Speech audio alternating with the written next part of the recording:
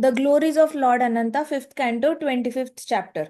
अनंत भगवान है, अनंत शेष है, उनके गुणगान, उस पे ये पूरा चैप्टर आधारित है। Okay, so did Sukhdev Goswami ji just finish describing the last part of the universe,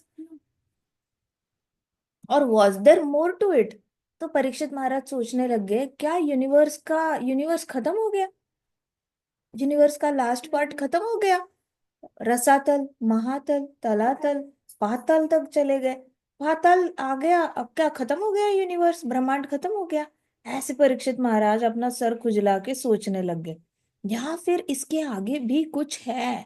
तो सुखदेव गोस्वामी जी ने परीक्षित महाराज के मन में जो क्वेश्चन चल रहा था वो भाप लिया उन्होंने। भाप लिया मतलब उनको आइडिया आ गई कि पक्का परीक्षित महाराज सोच रहे हैं कि शायद खत्म हुआ है या नहीं हुआ है, इसके आगे कुछ है नहीं है, ऐसे करके। तो सुखदेव गोस्वामी जी ने महाराज परीक्षित को से कहा, there is something more beneath Patal, ऐसे करके ऐसे आगे आए और बोले, पाताल के नीचे और कुछ है, ऐसे किया और हंसने लग गए सुखदेव गोस्वामी जी, क्योंकि उनको पता था परीक्षित महाराज सोच रहे क्या है पाताल के नीचे, क्या है पाताल के नीचे, है या नहीं है। तो there is something more beneath Patal, Patal के नीचे और भी कुछ है। The last of subterranean planetary system, approximately 2,40,000 miles below Patal, lives another incarnation of supreme personality of Godhead। तो 2.5 लाख नीचे, पाताल के नीचे अगर 2.5 लाख किलोमीटर चले जाते हो, 2.5 लाख किलोमीटर चले जाते हो, तो आपको क्या मिलेगा? नीचे, नीचे आपको पूर्ण पुरुषोत्तम भगवान का एक अलग रूप मिलेगा, अवतार मिलेगा। तो परीक्षित महाराज ने कहा, भगवान का अवतार 2.5 लाख किलोमीटर नीचे, पाताल के भगवान का अवतार, वो कौन सा अवतार है? तो Parikshit Maharaj was very curious to know about the incarnation of supreme personality of God. बहुत ही क्यूरियस हो गए, बहुत ज्यादा वो ऐसे सोचने लग गए, कौन है, कौन है पाताल के नीचे, कौन है? तो सुखदेव गोस्वामी जी ने ऐसे स्माइल किया, स्मितमंद हास्य किया और कहा, ही इज लॉर्ड अनंत, ऐसे स्माइल करके कहा, लॉर्ड अनंत, भगवान अनंत है वहां पे, जिनको भगवान संकर्षण भी कहा जाता है, जो भगवान विष्णु के एक्सपांशन है। अवतार और एक्सपांशन में फर्क होता है। अवतार जो होता है कोई एक स्पेसिफिक एक्टिविटी करने के लिए आते हैं, और एक्सपांशन जो होता है वो भगवान का ही रूप एक एक्सपांड, जैसे एक कैंडल से दूसरी कैंडल लगाओ तो अंतर इतना कोई बता नहीं सकता, तो वैसे एक्सपांशन होते हैं। तो जो नीचे है 2.5 लाख किलोमीटर नीचे पाताल के, वहां कौन रहता है? भगवान अनंत रहते हैं। उनको कभी कभी भगवान संकर्षण भी कहा जाता है। भगवान संकर्षण कौन है? भगवान विष्णु के अवतार है। और वो he is obviously transcendental, but because Lord Shiva who is the deity of tamoguna और darkness worships him, Lord Anant is sometimes called as tamasi. वैसे तो भगवान अनंत जो है वो तीनों गुणों के परे है। भगवान अनंत क्या है? तीनों गुणों के परे है। लेकिन भगवान शिवजी जो है, हमारे शिवजी जो है, तो शिवजी क्या करते हैं? अनंत शेष की पूजा करते हैं। अब शिवजी खुद तामसी है, तो सबको क्या लगता है कि अनंत शेष भी भगवान अनंत तामसी है। लेकिन ऐसा है नहीं, भगवान अनंत तामसी है नहीं, वो तीनों गुणों के परे है। शिव जी बस उनकी पूजा करते हैं। तो he is also predominating deity of mode of ignorance and false ego of all conditioned souls. अब लॉर्ड अनंत जो है वो किसकी डीटी है? तमोगुण की, और इग्नोरेंस की और अहंकार की। तमोगुण की और फॉल्स ईगो की। अहंकार और तमोगुण की डीटी कौन है? लॉर्ड अनंत है। ठीक है। सो उसकी डीटी मतलब वर्शिप करना ही है। अगर आपको तमोगुण से बाहर निकलना है तो लॉर्ड अनंत को याद करो। अगर आपको अपने अहंकार से बाहर निकलना है तो किसको याद करो? किसको याद करो? लॉर्ड लॉर्ड अनंत। अनंत। लॉर्ड अनंत को याद करो। So, when the conditioned soul thinks himself to be supreme enjoyer, identical to the Lord, he is being dictated to by Lord Sankarshan. जैसे ही कोई बद्ध आत्मा अपने आप को भगवान समझने लगती है और उसको लगता है कि मैं एंजॉयमेंट के लिए बना हूं, तो इमीडिएटली उसका कंट्रोल किसके अंडर चला जाता है? लॉर्ड अनंत के अंडर चला जाता है, क्योंकि सारे जो एंजॉयर्स है वो उसके अंडर काम करते हैं। तो उनके अंडर सारा उसका क्या हो जाएगा? डिक्टेटेड। उसकी सारी एक्टिविटीज जो है वो लॉर्ड अनंत के अंडर डिक्टेट होने लगेगी। तो परीक्षित महाराज ने ऐसे, क्योंकि it was very new thing for Parikshit महाराज।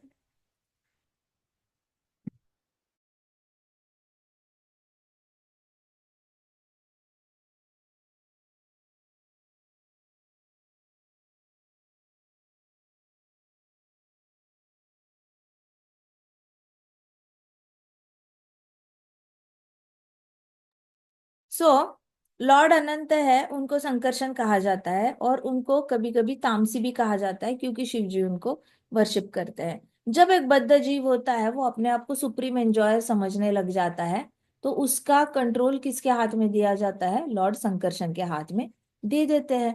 अब होता क्या है कि परीक्षित महाराज ऐसे ऐसे हेड ऐसे शेक करके सोच में पड़ गए थे, क्योंकि उनको समझ नहीं आ रही थी, आधी से ज्यादा चीजें समझ में नहीं आ रही थी परीक्षित महाराज को। फिर परीक्षित महाराज ने ऐसे सोचा कि what an unpleasant task the Lord has. मतलब कितना अनप्लीजेंट टास्क है। तमोगुण को कंट्रोल, तमोगुणी लोगों को हैंडल करना है, और अहंकारी लोगों को हैंडल करना है, जो अपने आप को भगवान समझते हैं, जो सिर्फ एंजॉयमेंट में भरोसा रखते हैं। तो ऐसे लोगों को हैंडल करना है तो कितना ज्यादा अनप्लीजेंट टास्क है, परीक्षित महाराज कहते है ना? कितना ज्यादा अनप्लीजेंट टास्क है। सो विचार में पड़ गए परीक्षित महाराज, ऐसे सोच में पड़ गए। So he thought, just to fulfil the desires of lost souls in this world. तो भगवान को इतना अनप्लीजेंट टास्क करना पड़ रहा है। क्यों? क्योंकि जो गुम हुए हुए आत्माएं हैं, जो बेवकूफ आत्माएं हैं, जो भगवान को याद नहीं करना चाहती, ऐसी इनकी इच्छा पूर्ति के लिए भगवान को ये काम करना पड़ रहा है। जो अहंकारी है, जो सिर्फ एंजॉयमेंट करना चाहती है, और नास्तिक है, जो भगवान को याद, हमें ऐसे लगता है कि हम भक्त है, लेकिन अगर भक्त होकर भी हम डीटी वर्शिप नहीं कर रहे हैं तो हम नास्तिक है। अगर हम भक्त होकर भी अगर हम हरि नाम नहीं ले रहे हैं तो हम नास्तिक है। भक्त होकर भी हमारे हाथ में दिन में एक बार भी अगर भगवत गीता नहीं आती, रामायण नहीं आता, भागवतम नहीं पकड़ते हम, और उसका एक पन्ना भी रीड नहीं करते, तो हम नास्तिक है। क्योंकि आस्तिक लोग तो ये सब कुछ करते हैं, और नास्तिक लोग ये सब नहीं करते। तो नास्तिक में अपने आप को, अगर हमने कंठी पहन ली और हमें लग रहा है हम भक्त है, हमने तिलक लगाया हमें लग रहा है हम भक्त है, तो no, we are not a devotee. अगर हम डीटी वर्शिप प्रेम से नहीं करते, हम गार्डन से फूल निकाल के भगवान को ऑफर नहीं करते, अपने मर्जी से नहीं करते, या फिर हम अपनी मर्जी से डीटी वर्शिप नहीं करते, तो डेफिनेटली वी आर नास्तिक। फिर हम सिर्फ बोल बच्चन है। मतलब क्या? हम सिर्फ बोलते हैं लेकिन हमारे अंदर कोई भी भक्ति भक्ति भाव नहीं है। तो ऐसी जीवात्माएं कौन होती है? जो अपने आप को भगवान समझती है, अपनी ही एंजॉयमेंट में भरोसा रखती है, अपनी एंजॉयमेंट में भरोसा रखती है, मैं ही गॉड हूँ, मैं ही सुप्रीम एंजॉयर हूँ। अब इनकी इच्छाएं पूरी करने के लिए किसको किसको जिम्मेदारी दी है? लॉर्ड अनंत को। तो परीक्षित महाराज को लगा, ओ हो, कितना खराब टास्क करना पड़ रहा है, वो भी ऐसे बद्ध जीवों के लिए। बद्ध जीव मतलब बुद्धू जीव देखा जाए तो, वो भी ऐसे बुद्धू जीव के लिए जो एंजॉय करना चाहते हैं, अहंकारी है, और जिसको कुछ नहीं पड़ी भगवान की।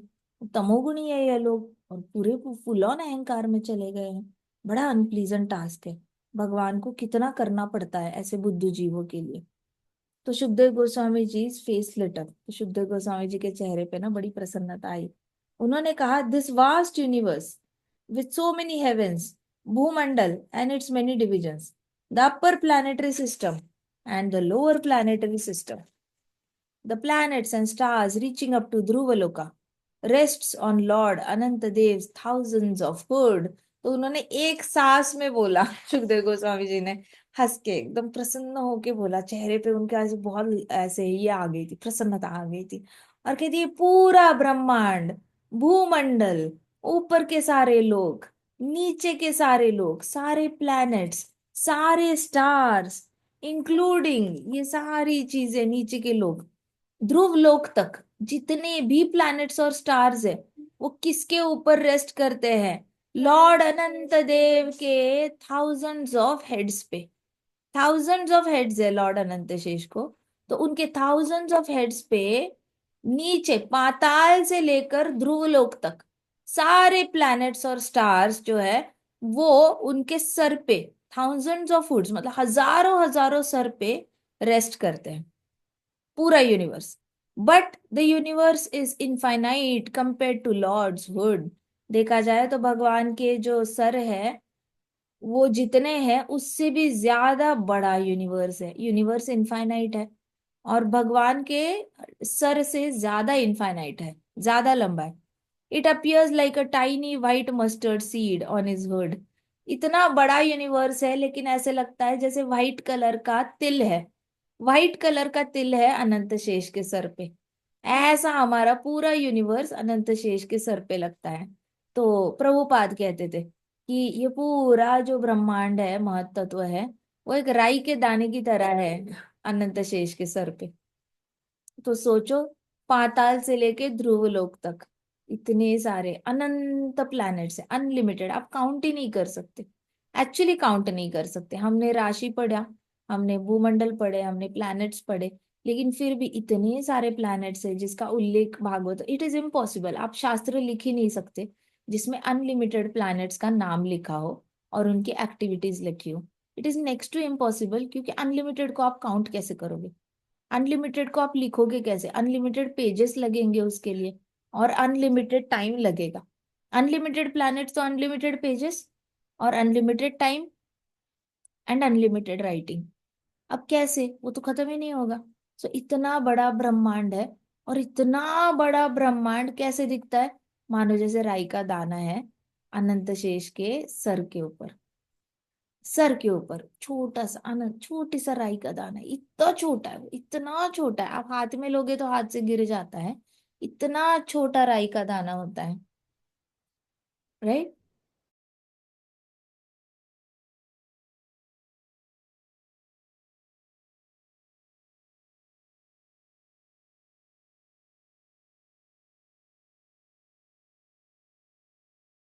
सो Lord Anant Shesh, Parikshit Maharaj eyes grew wide with wonder.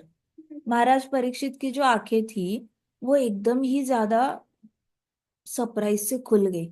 Just when he thought there could be nothing larger than universe, that Sukhdev Goswami ji had just described in detail. तो परीक्षित महाराज अभी सोच ही रहे थे कि ब्रह्मांड से बड़ा कुछ हो नहीं सकता, इट इज इम्पॉसिबल। ब्रह्मांड इतना बड़ा है, इतने लाख लाख योजनाओं जितना है, इससे बड़ा कुछ हो नहीं सकता। उन्होंने अनंत शेष को, लॉर्ड अनंत को ऐसे पिक्चराइज किया था जैसे कोई छोटा सांप होगा, ब्रह्मांड बड़ा होगा। तो इट इज लाइक छोटे से कृष्णा है और गोवर्धन बहुत बड़ा लग रहा है कृष्णा के ऊपर। तो वैसे परीक्षित महाराज ने पहले अपने मन में पिक्चर बनाया।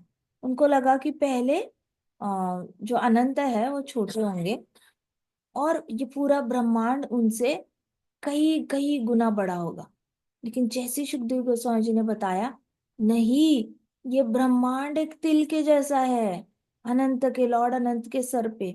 तब उनको लॉर्ड अनंत के साइज का अंदाजा आया कि लॉर्ड अनंत की साइज कुछ ज्यादा ही मैग्नेनिमस है, उसको आप मेजर ही नहीं कर सकते, क्योंकि टोटल कितने बिलियन बिलियंस का भूमंडल था हमारा, 2 लाख योजना, 20 बिलियन माइल्स का था। तो इतना बड़ा भूमंडल है, अब ऊपर भी उतनी हाइट, नीचे भी इतनी हाइट, इतना बड़ा यूनिवर्स है। तो नीचे का अनंत कितना बड़ा होगा जिसके ऊपर ये इतना छोटा दिख जाता है। फिर परीक्षित महाराज की आंखें बड़ी की बड़ी रह गई। Just when he thought nothing was larger than the universe, Shukdev Goswami ji had just dropped the information about Anantashesh size.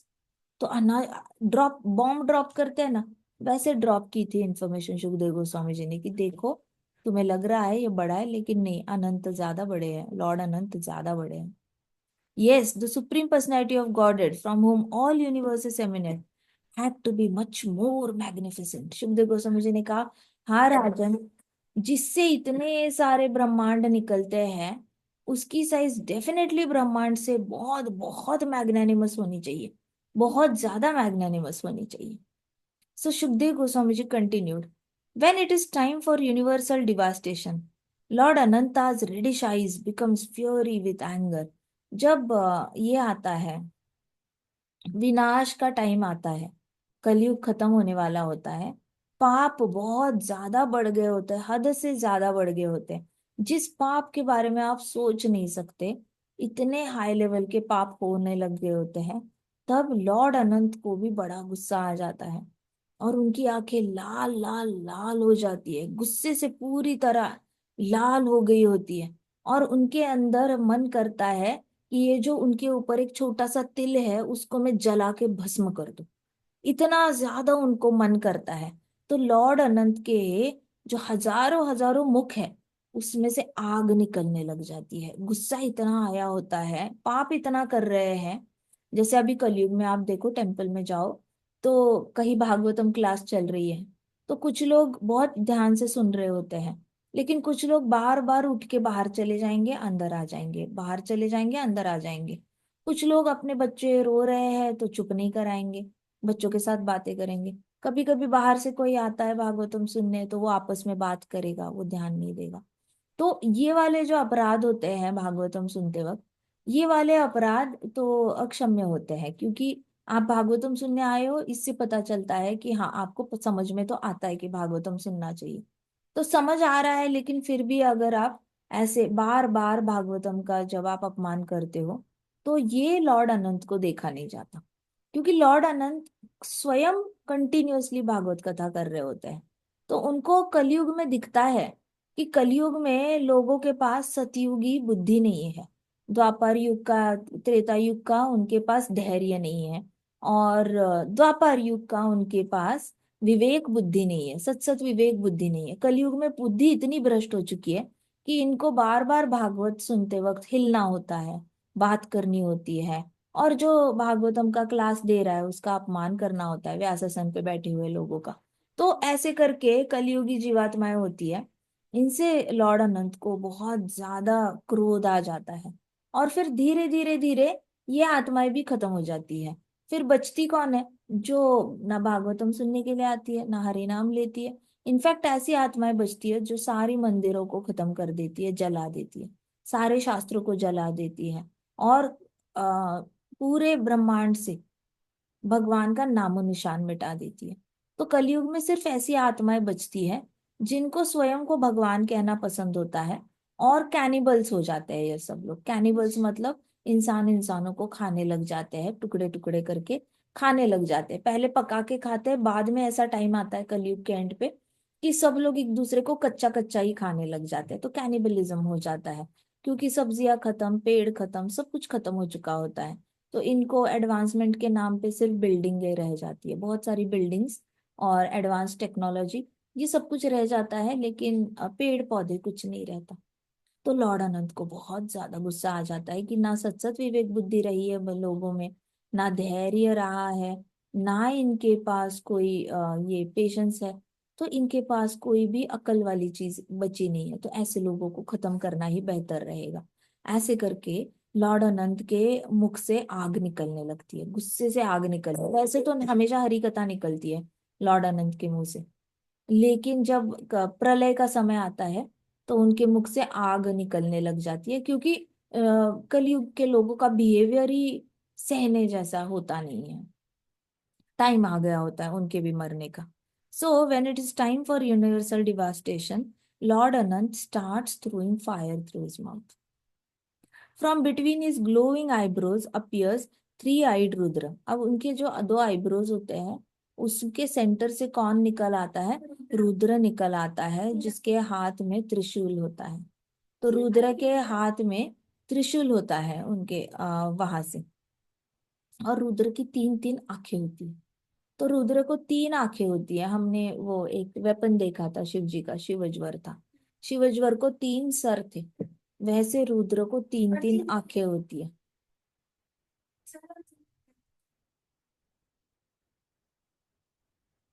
तो जब प्रलय का टाइम आता है तो वह जो लॉर्ड अनंत होते हैं उनके फोरहेड से कौन निकल आता है? आईब्रोज के बीच में से रुद्र निकल आता है, जिसकी तीन आंखें होती है, और उसके हाथ में त्रिशूल होता है।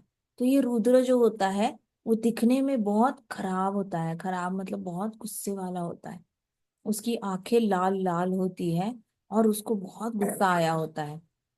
जो लॉर्ड संकर्षण का एक्सपांशन है, उसको पर्सोनिफाइज ऑल 11 रुद्रास।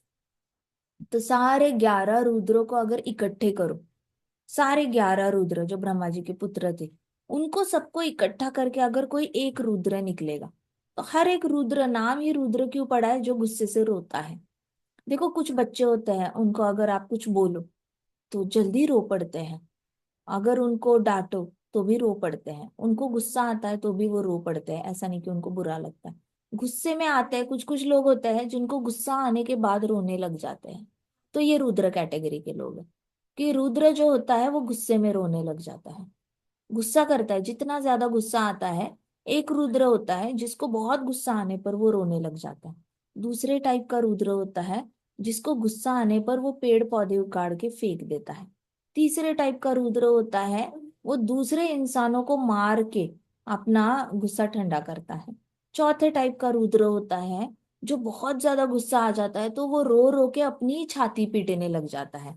पांचवे टाइप का रुद्र होता है वो रो रो के पृथ्वी की छाती पीटने लग जाता है। तो ऐसे करके सारे एंगर के वर्जन्स है। 11 रुद्र है वो एंगर को डिस्प्ले करते हैं कि गुस्से में इन लोगों का कैसे कैसे अलग अलग ये हो जाता है, कैसे वो अपना क्रोध जो है वो दिखाते हैं। अब इस सारे 11 रुद्रों को इकट्ठे लाओ तो एक रुद्र बनेगा जिसकी 3 आंखें होंगी और उसके अंदर त्रिशूल होगा। तो सोचो, ये 11 रुद्र जो गुस्से में कर रहे हैं वो एक रुद्र करने के काबिल है।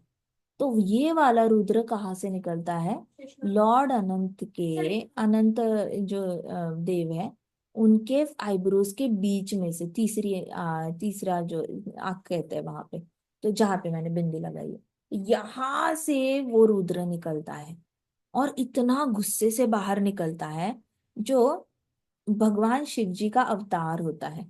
तो कहते हैं कि भगवान शिव जी का अवतार है अनंत, लॉर्ड अनंत के आईब्रोज के अंदर से निकलता है। शिव जी तो बैठे हैं कैलाश में, लेकिन उनका अवतार लॉर्ड अनंत के आईब्रोज के बीच में से निकलता है।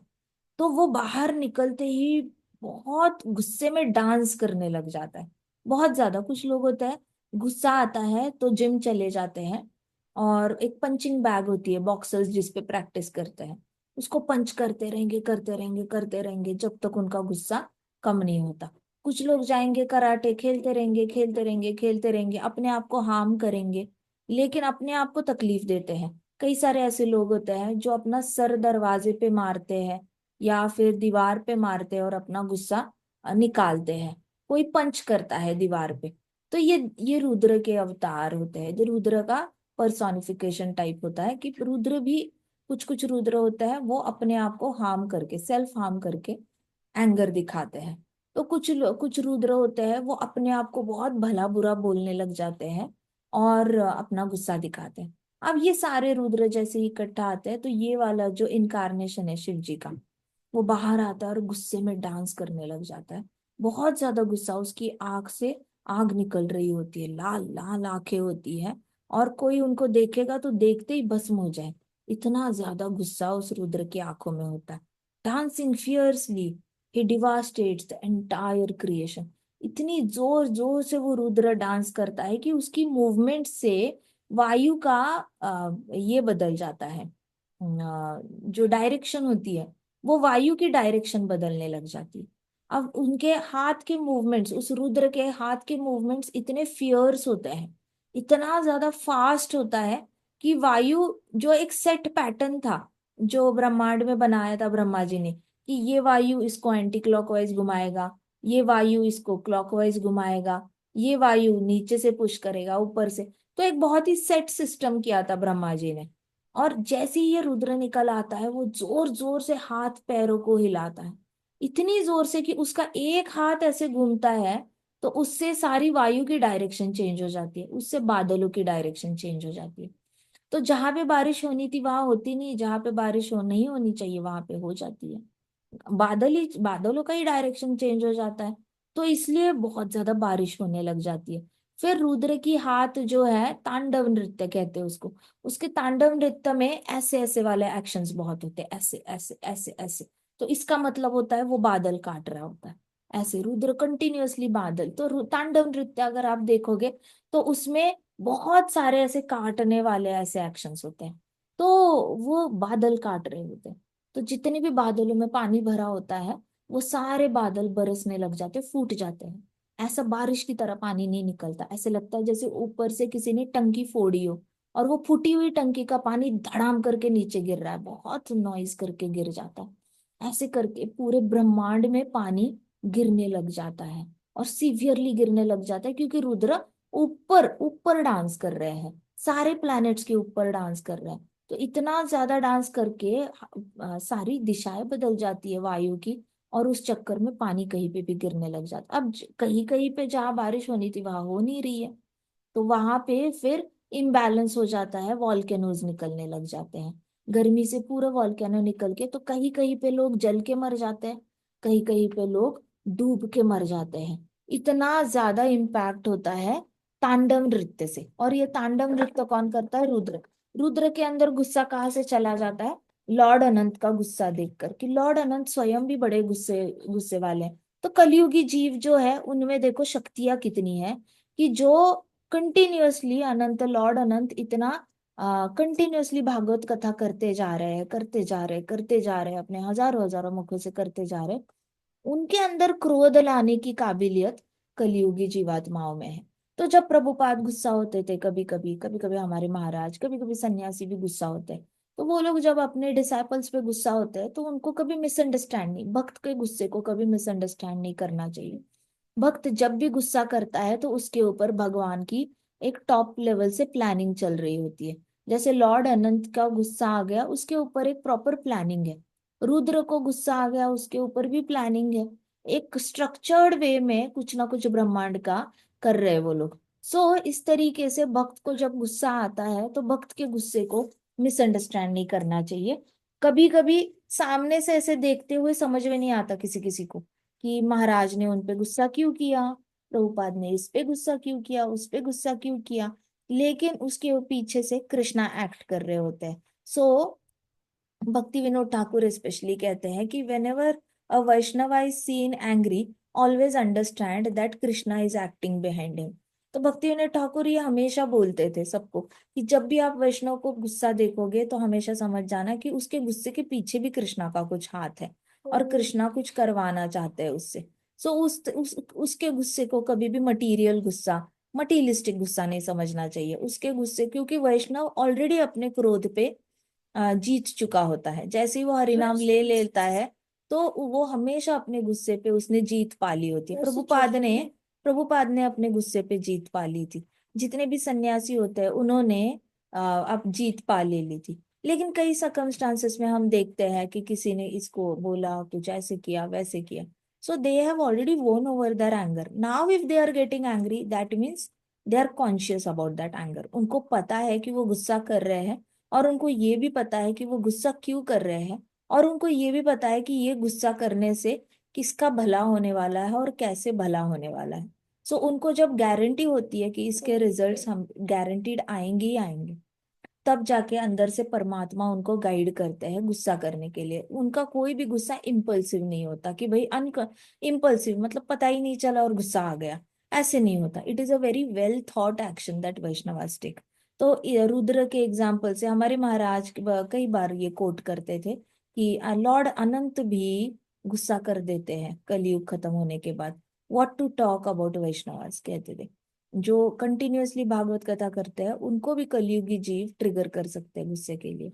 सो गुस्सा करना पड़ता है, विनाश करना है तो गुस्सा करना पड़ता है। वैसे अगर डिसाइपल के हृदय में पाप है, उस पाप को विनाश करना है तो सन्यासी लोग जो होता है, गुरु जो होता है, उसको गुस्सा करके उसके हृदय से पापी वृत्ति को विनाश करने के लिए उनको कभी कभी गुस्से का सहारा लेना पड़ता है, कभी कभी प्रेम से काम बनता नहीं है। So, dear king, please remember that Lord Sankarshan is called Anantadev because he is an ocean of unlimited spiritual qualities. तो अनंत देव को, लॉर्ड संकर्षण को अनंत अनंत, अनंत मतलब अनलिमिटेड कहा गया है क्योंकि उनके पास अनलिमिटेड स्पिरिचुअल क्वालिटीज है। स्पिरिचुअल क्वालिटीज, आपको लगता होगा ना कि स्पिरिचुअल क्वालिटीज मतलब सिर्फ ब्राह्मणिकल क्वालिफिकेशंस जो भीष्म पितामह ने बताए, वो हार्डली 10 से लेके 30 तक होंगे।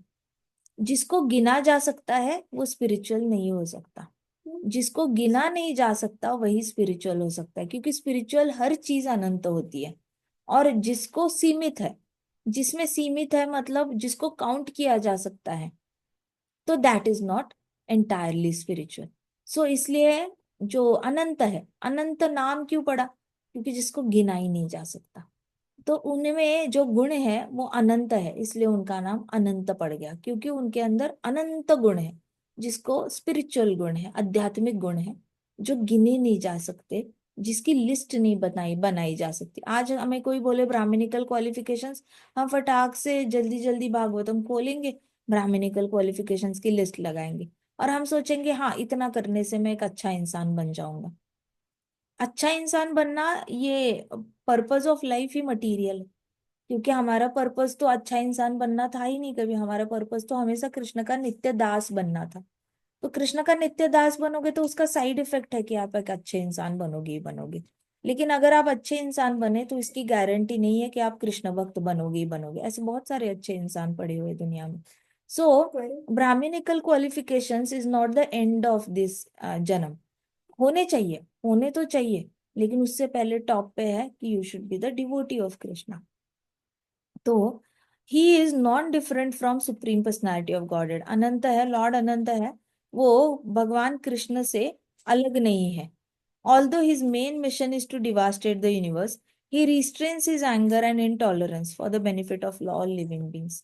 तो एक्चुअली उनका जो मेन मिशन है लॉर्ड अनंत का, उनका मेन मिशन होता है कि टाइम आने पर ये पूरा ब्रह्मांड को जला देना।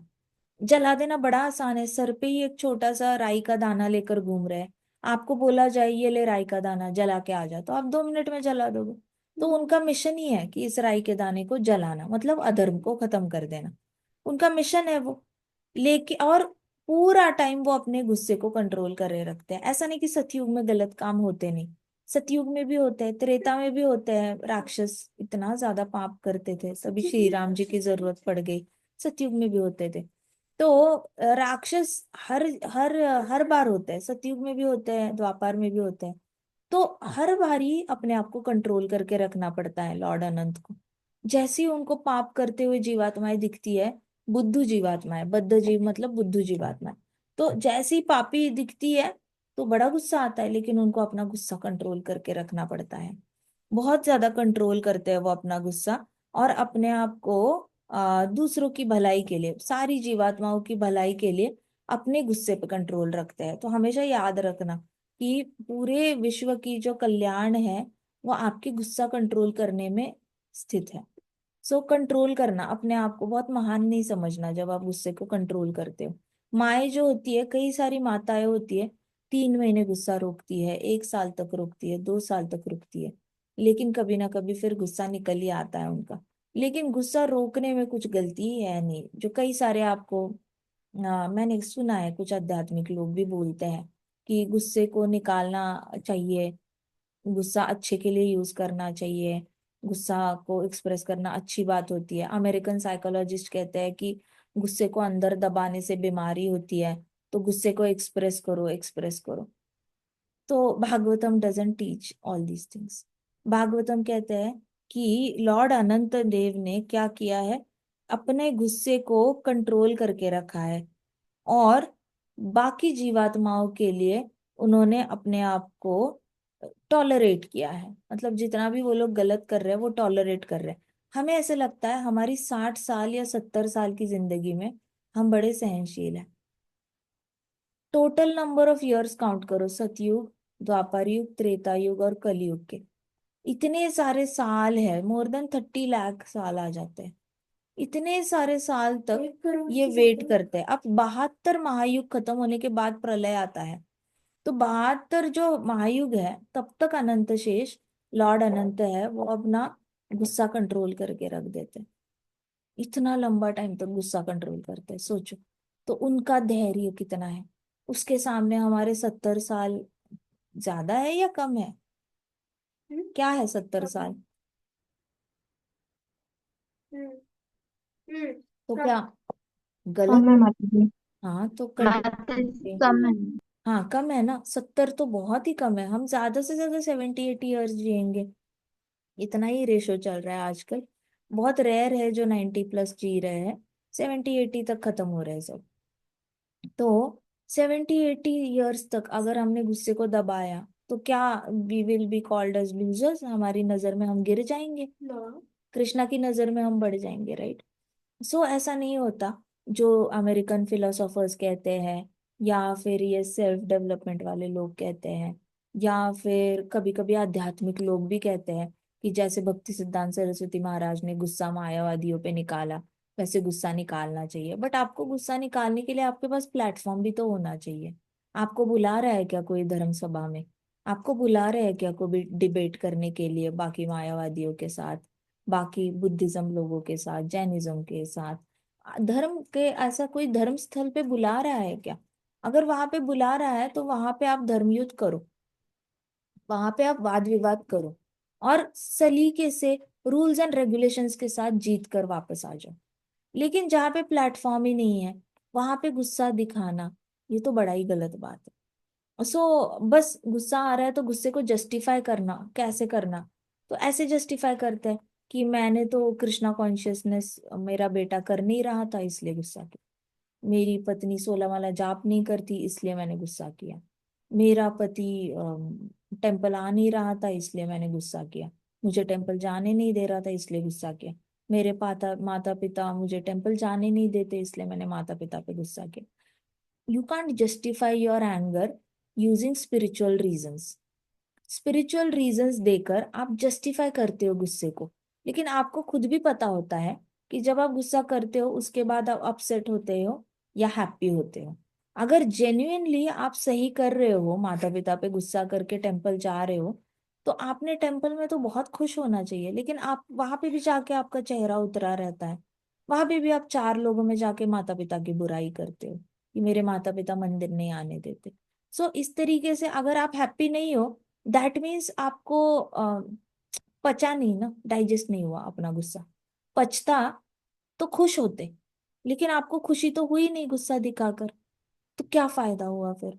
अगर आप हैप्पी हो रहे हो गुस्सा दिखाकर तो दिखाओ, लेकिन आपके अंदर से आपके परमात्मा भी आपको बता रहे होते हैं बेटा जो कर रहे हो वो गलत कर रहे हो, इसलिए आपके चेहरे पे स्माइल नहीं आती गुस्सा करने के बाद। सो दैट्स वाई लॉर्ड अनंत यहाँ पे इतना ज्यादा गलत गलत काम कर रहे होते हैं। राक्षस करते हैं गलत, दानव करते हैं गलत, नागास गलत करते हैं, दैत्य गलत करते हैं, देवता भी गलती कर ही रहे होते हैं, कहीं ना कहीं बहुत सारी गलतियां देवताओं से भी हो रही होती है। स्वर्ग लोक में तो अनंत गलतियां होती है, और भारतवर्ष में भी गलतियां चल ही रही होती है। तो ऐसा नहीं है कि कहीं गलतियां कर नहीं रहे, पाप भी कर रहे हैं। लॉर्ड अनंत सबको सबका भार अपने सर पे लिए हुए हैं। हमें लगता है पृथ्वी माता हम पापियों का भार उठाती है, लॉर्ड अनंत तो पूरे ब्रह्मांड का भार उठाते हैं, राक्षसों का भी, दैत्यों का भी, रसातल महातल तलातल यहाँ के सारे डीमंस का भार उठाए हुए हैं अपने सर पे। पृथ्वी माता ने तो सिर्फ हम लोगों को उठाया हुआ है। देखा जाए तो लॉर्ड अनंत का भार ज्यादा है, पापों का भार ज्यादा है। इतना गुस्सा करने के बाद भी जब टाइम आता है ना, तभी गुस्सा, बहुत ही प्री प्लान्ड गुस्सा एग्जीक्यूट होता है। प्री प्लान्ड गुस्सा होता है कि अभी प्रलय का टाइम आ गया है, now I am allowed to show my anger, और फिर वो एंगर दिखाते हैं। ये जो होता है ये इम्पल्सिव नहीं है। इम्पल्सिव होता तो सतयुग में भी खत्म हो सकते थे, त्रेता में भी हम लोग खत्म हो सकते थे, द्वापर में भी, और कलयुग शुरू होते भी हम मर सकते थे। कली ने कुछ कम ये नहीं बचाया था, उधम नहीं मचाई थी। बट द ट्रुथ इज कि कॉन्शियस प्लानिंग होती है गुस्से को एक्सप्रेस करने की, वैसे प्लान करना चाहिए। माताओं को भी जब गुस्सा आता है तो माताओं ने अपने दिमाग में हमेशा प्लानिंग करनी चाहिए कि मैं 1 हफ्ते तक रुकूंगी और मैं देखूंगी, मैं 1 महीने तक रुकूंगी, मैं 2 महीने तक रुकूंगी और मैं देखूंगी सुधार आता है या नहीं, सुधार आता है या नहीं, और फिर I will take some action. कभी कभी मैं 1 साल तक रुकूंगी, कभी कभी सोचना अपने मन में मैं 10 साल तक रुकूंगी, फिर मैं एक्शन लूंगी। कभी कभी सोचना मैं 15 साल तक रुकूंगी, फिर एक्शन लूंगी। ऐसे करके अपने आप को टाइमलाइंस देते जाओ। रुको, गुस्से को प्रदर्शित करने से पहले रुको, प्री प्लानिंग करो, और फिर प्लान्ड एग्जीक्यूशन होना चाहिए, टाइम पर एग्जीक्यूशन होना चाहिए। ऐसे रैंडमली इम्पल्सिवली गुस्सा दिखाने से आपको, अगर अंदर से एकदम सच्चिदानंद ब्लिस फील हुआ तो मान सकते हैं, लेकिन आज तक एक भी इंसान ऐसा है नहीं जिसको इम्पल्सिवली गुस्सा दिखाकर अंदर से ब्लिस फील हुआ है। सो लॉर्ड अनंत जैसे पापों का ढेर अपने सर पे लेके बैठे हैं अनंत अनंत जीवात्माओं के लिए, और उनका भला हो, उनका बुरा ना हो, इसलिए अपने गुस्से को दबाए हुए हैं।